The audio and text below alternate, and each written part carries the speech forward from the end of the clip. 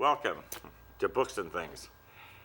I left my hat home, so if it looks a little strange, that's why. Anyway, tonight we have a very special guest, Mary DiSano, and her husband, Dr. Dave DiSano. Is that right, DiSano? Yes. And Mary is a spirit? Or what? You gotta help me out. I'm an energy healer. Energy healer. Yes, Okay. yes, an author, yes. Unlike a doctor who is a bone healer. Correct. Anyway, she's written a book called Divinely Touched, and that's right here. And it helps transform your life. And I just read the book, most of the book, and it's filled with so much information on spirits and spiritual healing, and and signs that you can look at.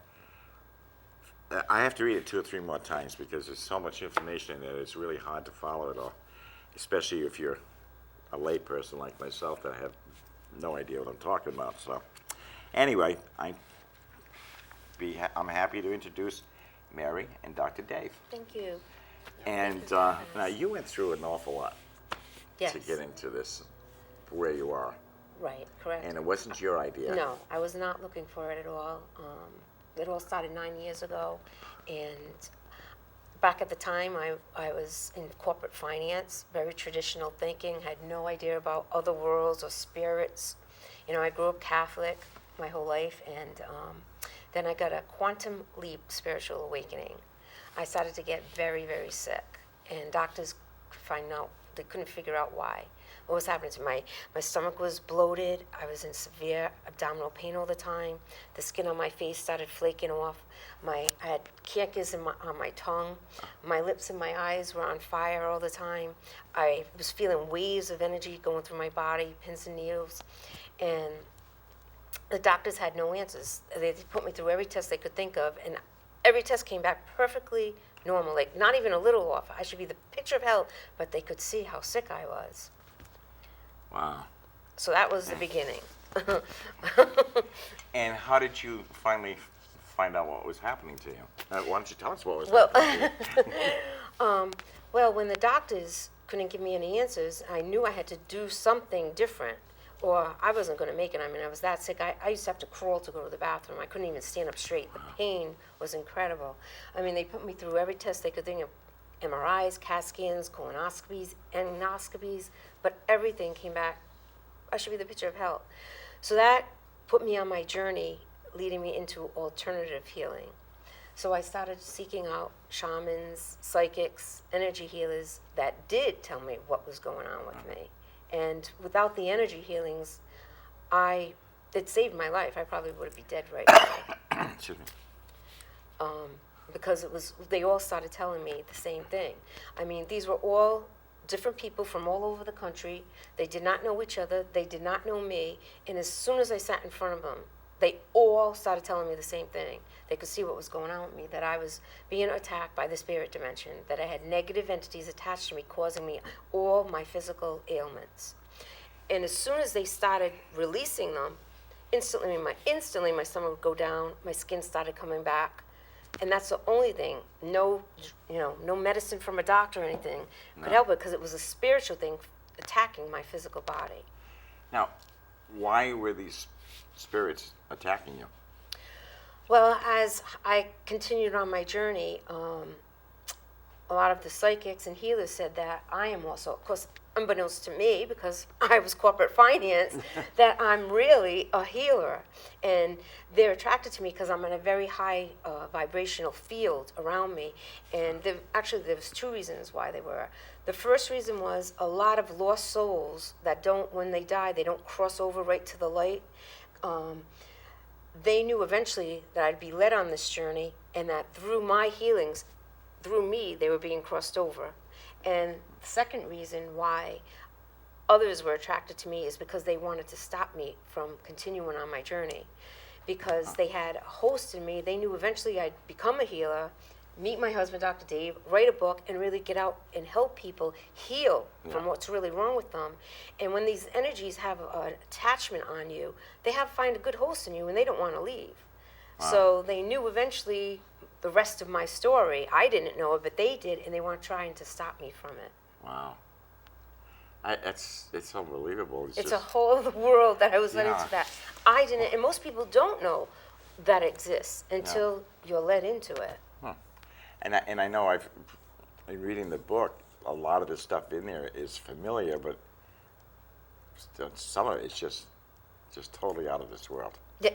Well, it is out of the world. It is. Things you were experiencing, yeah. Yes. Because she also not only had the physical problems, but she was also seeing energy and starting to connect with the spirit dimension. You know, and the first episode actually landed her in the hospital. She was in a psych ward for a week, got out of it, was very drugged up.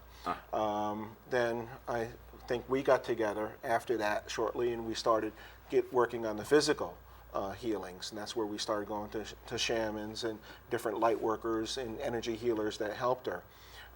It also started my quest in really trying to determine, is this real? You know, when these psychics were telling her what's going on, or that she was possessed by these negative entities, you know, it started me on a quest to research this. So, you know, as you know, Tom, the first half of the book goes into her journey, what happened to her, all the healings. Then the second half of the book, we started getting into the science behind it. Yeah. Because my background is just that. You know, I started out as a science teacher, then became a psychologist. So I always had to find proof as, you know, you know, were they shamming her, these shamans, shamming her, so to speak?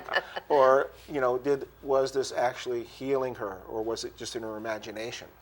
So, you know, that's where the research came in, and that's where I was connecting it to even quantum physics in the second half of the book, where we talk about how energy can exist outside the body. Okay. Now, how did you two meet? I've forgotten the book. Well, originally, I first went to see Dr. Dave before any of this happened for weight loss, because he also does hypnotherapy. Oh. And then we got, you know, disconnected for a while. And then the first time it happened to me, which landed me in the hospital, where I was seeing energy and hearing voices, which the doctors thought I was psychotic. Now we know different. And then eventually... Yeah, we weren't together we weren't together at that point. Yeah. But the universe lined us up again, and because they knew it was going to keep happening to me, and that he was going to be part of this. Yeah. And you thought she was a little... I wasn't sure, you know. And actually, she was in the hospital about a year later after that. She was so distraught because she went through a period of a number of days not sleeping and not eating. So I put her in the hospital the second time, and she was again connecting to the spirit dimension, hearing voices and stuff. Yeah. They were so talking to me, and I could see everything going on in the other world, and I couldn't function in this world. So at that point, we had been together a few months, and you know, again, we still didn't know what was going on. But when she came out of the hospital the second time, we continued to be together, and then really started on the journey, started researching, you know, what's going on. And again, when, you know, science is always built on replicated results. So when one psychic says, you know, this, you know, you're possessed by these negative demons, and this is what's making you sick, and, you know, you're really a glowing light, and you're going to be an energy healer, well, that's all well and good.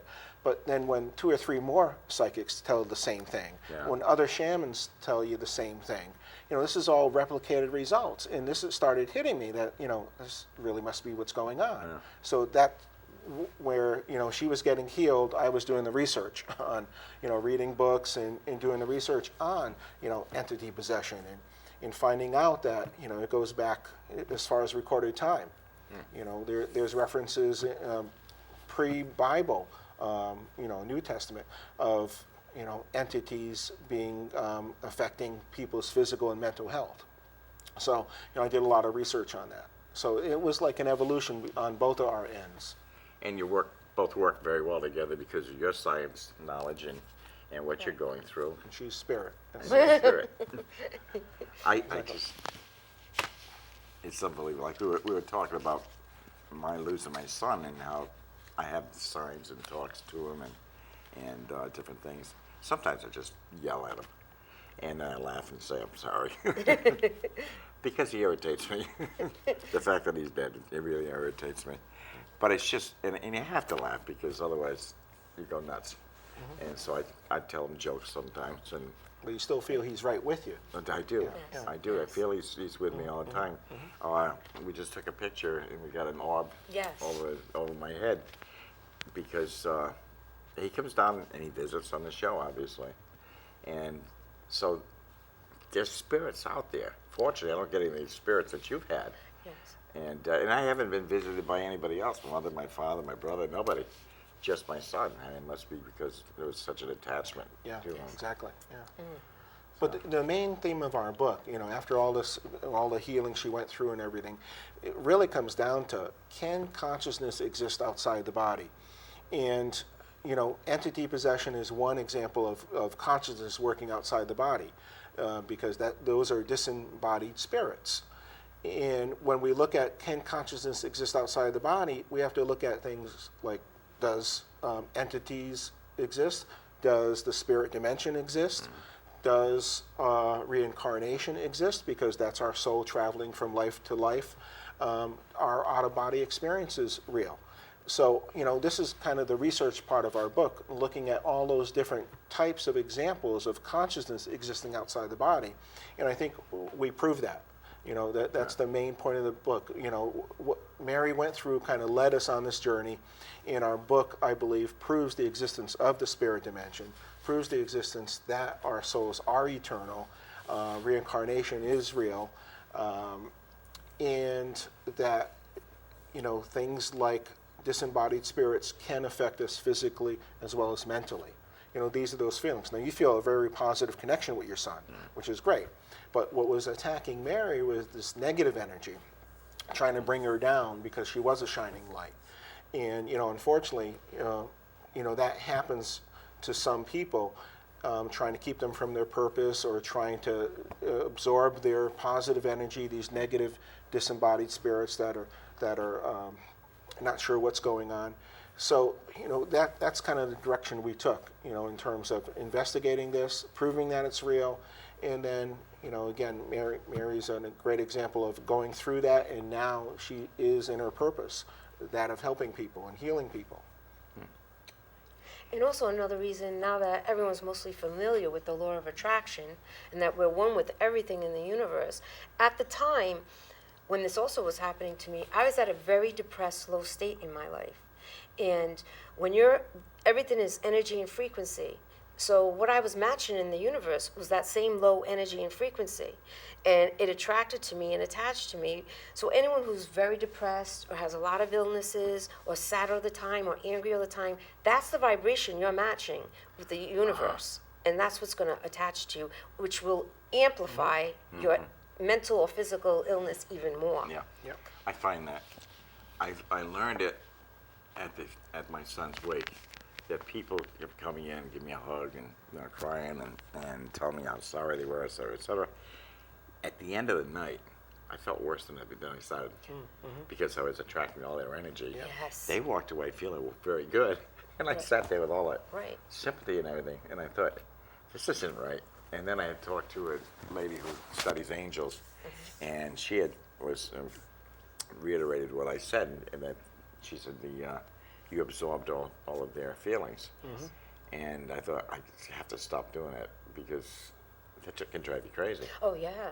Yeah. Because then you don't know, is it really me or is it their energy? Yeah. But it can, and it'll become part of you. But And it makes you you're depressed. perceptive. I mean, you felt that.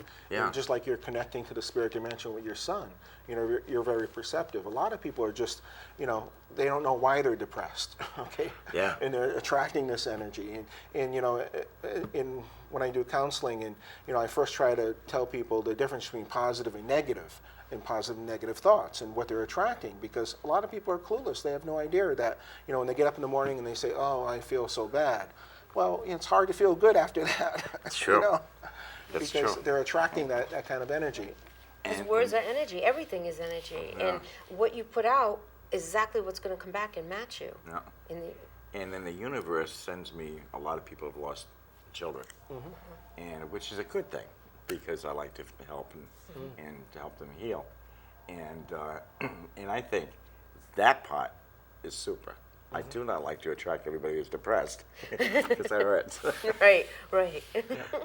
But I mean, one way you heal is by connecting. And what's really popular now, there's TV shows and there's people doing, live events, the psychic mediums connecting with deceased relatives.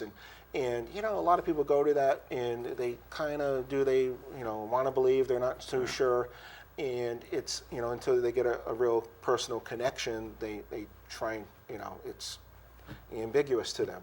But that's one of the things we prove in our book is that this is real. It does exist. And again, when you look at just proof, and then when we do seminars, I kind of start out with that concept. How do you prove anything? And when you look at, if you're going to prove something to yourself, you can look at research and data, and science is built on research and data and proving things. Then you can look at historical evidence. Has this phenomenon or event happened throughout history, or is there cross-cultural information on that event? And then you look at personal experience. So when I ask the audience, how do you prove anything to yourself? It's usually one of those three things, if not all three of them. Research and data, historical evidence, personal experience. So when we're looking at, does the spirit dimension exist? We try to use those three avenues of evidence in proving it. There's tons of historical evidence. There's cross-cultural. It goes, every culture believes in the spirit dimension. There's current research and data based on all sorts of books out there and information. Authors like Dean Radin, who wrote The Conscious Universe a few years ago, proves that psychic phenomenon does exist, that the spirit dimension is real. And then we certainly have a lot of personal experience with that. We're the psychics we've met, and then people, what Mary's gone through. So it's all combined. Now, I have to ask one of the dumb questions. I was brought up Catholic, religious person, which I'm no longer. I feel I'm more spiritual than. Me too. After all this, also, yes. Now, how does this all connect? Does it? Well, she went to Catholic school all her Oh, life. my whole life. I went to Catholic school from Wow. first grade to I was 12th an altar grade. boy. Well, see, So I get it. Yeah. here's where research and data comes in, because if you look at some of the research, is that even in the Bible there were references to reincarnation, and that was stricken from the Bible in the year 325 by Really? Roman Emperor Constantine. And at the time it was believed that they didn't want to give people time to redeem their souls by having multiple lives. So he said, no more reincarnation, references to that, because there were references throughout the Bible prior to the year 325. But if you look at all other religions, all other religions believe in that concept of reincarnation, and that, again, our soul is conscious energy that goes from lifetime to lifetime. Buddhism, Hinduism, Islam all believe in multiple lives and coming back. And then again, when you look at the research behind that, I mentioned earlier to you about Brian Weiss. He was a psychiatrist who didn't believe in this at all, reincarnation, until he started regressing people into past lives. And again, he found that it's very real, because they were talking about specific instances of having lived before, and then that trauma of their death often help them heal in this lifetime. So he's one author, Brian Weiss, Many Lives, Many Masters, Messages from the Masters, amazing books. Michael Newton is another psychotherapist who also researched past lives of people, Destiny of Souls, excellent book that talks about the life between the spirit dimension and life between lives. Ian Stevenson, he was a doctor, professor from University of Illinois, I believe, and he did research on children recounting having lived elsewhere. A 2 or 3 year old child would say, I had a different mommy and daddy, and I lived so and so. And then he verified over 2,000 instances of children talking about having lived in previous lives, and his research. And then Edgar Cayce, a lot of people are familiar with him. He was talk about being Christian. He had read the Bible 5 times before he was 16. and very, very religious. And this opened him up. And he didn't believe in reincarnation at all Right. until he started listening to his recounts of people having past lives. And he did thousands of readings of people having past lives. So there's a lot of data and research out there on, again, that, to answer your question, that it's not in the Bible. And also, about entity possessions, when Dave was doing a third of Jesus's healings were removing demons from people. A third of them. In the Bible, a third of his healings were removing demons Talking from about people. casting out evil spirits. Yeah. So, yeah, we mentioned that in our book as well. That's interesting. Now, let me ask you a question. That my son is obviously deceased, and he comes and visits me. What dimension is he in? That's the spirit dimension, which is like right here. Okay, it's right next to us. Yeah. Deepak Chopra, in one of his books, he talks about that 96% of the energy in the universe is unseen energy. We see only 4% of visible physical energy. 96% is unseen energy. And the spirit dimension is just one example of that. That's that unseen energy that's right next to us. Right, and when this started happening to me, I could see through the veil. The veil is lifting every year as the earth is ascending, and more people are going to get spiritual awakenings. And doctors are going to think they're psychotic, but they're not. They're really seeing through the veil, like a lot of psychics can. And once you ground yourself and get the proper training, you can hold that energy, and you can talk to them just like we're talking right here. Really? It's not hearing like way up there. They're right here with us all the time. Just most people can't see them. It's supposed to be like about a foot off the Yeah, it's a ground, very right thin veil. Yeah, and a lot of psychics that we've met, they can pick up on this energy. And think of it as like how our cell phones work, through radio waves. You can't see radio waves, but they're obviously there because our cell phones work that way. And psychics can pick up this energy. It's like radio waves. And really that relates to quantum physics, because quantum physics, it talks about light being both waves and particles. Einstein came up with that, and Mary gets nervous when I start going into details about that stuff. So in our seminars, I had to tone that down a lot. This is not a science class. So I used to teach science years ago. But, again, quantum physics talks about energy transferring at the subatomic particle level. And this is how, again, radio waves work, how light energy works. This is how our conscious energy works as well. What if there's all these airwaves out there getting interference with the spirits? Electronic. I think they're on a different frequency. Yeah. They're on their own frequency. It's just so fascinating. I've been to psychics, I've been to mediums, I've been to people who just have an knack. And each one that I went to, fortunately, was good. Good. They were all on the up and up. And each one told me something different that I either knew, but knew that they couldn't know. Exactly. And so I really feel good That's about the ones I validation talked to. right Yes. there. Yeah. Right. And like Sandy, hello Sandy, had told me that my son helped me write my book. And I said, I believe it because there's stuff in my book that I don't even know where it came from. And she said, because most of my book I was in tears when I wrote it. And so little things like that. And then she mentioned that how he died, and there's a couple of other things that nobody could know. Exactly. And so people like that, you say, yes. They're Yes, real. that's how you know they're real. And that same with when I went searching all over, I mean, the ones that, just like you're saying, that they could tell me things like, there's no way they could know this. They would give me names, dates. I'm like, how do they know this? They're in the book.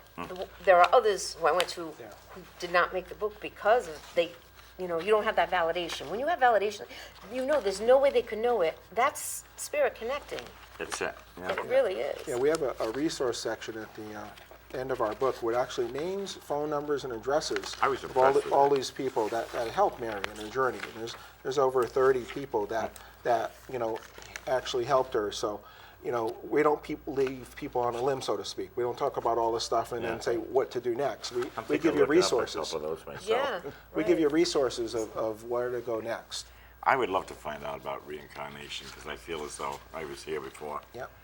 And one of my ex-wives was with me, and it didn't work then, and it didn't work now either. So, Yeah, in fact, we travel with soul groups like that. Yeah. You know, matter of fact, your son could have been your father in a previous life. Yeah. You know, that's why you're so closely connected. You go from lifetime to lifetime. And again, you know, one of the purposes of his having that early death was probably to put you on this track to help others. I would have go never through been here grief. otherwise. Yeah, Never. exactly. I was going on a whole different tangent. Yeah. I And, was making money. and, you know, Mary never dreamed that she'd be doing this, you know, No. 10 years ago. Yeah. Oh, not at all. I mean, I used to sit behind a cubicle, you know, doing counting. It's amazing how all of a sudden, I always refer to it as my guardian angel hit me with the back of the head with a 2x4 saying, go the other way. You go, Yes, okay. that's exactly what happens. They Yeah. come to wake you up, like you're not on your path, and they'll do things to get you on your path. Yeah, like maybe What you really came here to maybe do your and car's learn. not going to start. You know, there's so many different ways. And I also believe in angels. When I lose something, I'll pray to the angels. Yes. And within 10 seconds, I'll walk over and pick up the item. Exactly. And I've been looking for that thing for an hour. Right. Just ask. They answer any time, but you have to ask. Most people don't ask, so they can't infringe on your free will. But if you ask and start connecting with them, they're right there helping you. That's what they're there And for. my best one is parking spaces. I'll be driving around, and my ex-girlfriend's in the car, and I said, all right, angels, give me a parking space. She goes, yeah, right. And it's one Does that right make there. her a believer? I think so. Yeah, she does believe. Good. Good. But they, but you gotta believe. You have to Otherwise, you believe. can't. Yes, Nobody's yes. gonna help you. The law of life is the law of belief. Well, what did Jesus? I mean, Jesus even said, "As you believe, so shall it be." Yeah. So, Yeah. you know, Yep. But you know, also in our book, you know, we have that references. We have about 200 books that Mary and I have read. I was impressed how many books. I read a lot of books, but nothing like that. But I mean, that's just a fraction of what- what you know to steer someone towards this kind of a realm. But there's several books on reincarnation. Again, authors I mentioned, Weiss and Newton and Stevenson, are all listed in our book. I got about 60 seconds left. I'm going to wrap up this part one. We're going to do another half hour, and we're going to take a little break and start a second segment, and then we're going to talk about Dr. Dave's book. And I want to just let you know that there's a Colchester Festival at the Green Saturday from 10 a.m. to 4 p.m. It's going to be over 50 vendors, including 3 Kappa members, Jim Littlefield, Patty Brooks, and myself. Stop at our tent and say hello, buy a book. Always should be reading. Thank you for continuing watching and sending in emails. Next, coming up, we got Tish Rave, the children's book writer, Cat in the Hat. And Kevin and Melissa Brault, Mystic Organics. You're going to learn about inhaling oxygen. And Marcy Brent-Silver from the Terry Brodeur Cancer Foundation. And Steve Daggett, band. And Frankie Justin Lampe, who I've had on for the last couple of years. He turned 16. Tune in. Don't go away. Just take a little break and come right back because we're going to do part 2. And we're going to listen to holistic mental health and see how that works. Thank you so much thank for you being for here. Thank you for having having us. us. We so appreciate it. And we'll be right back. Perfect.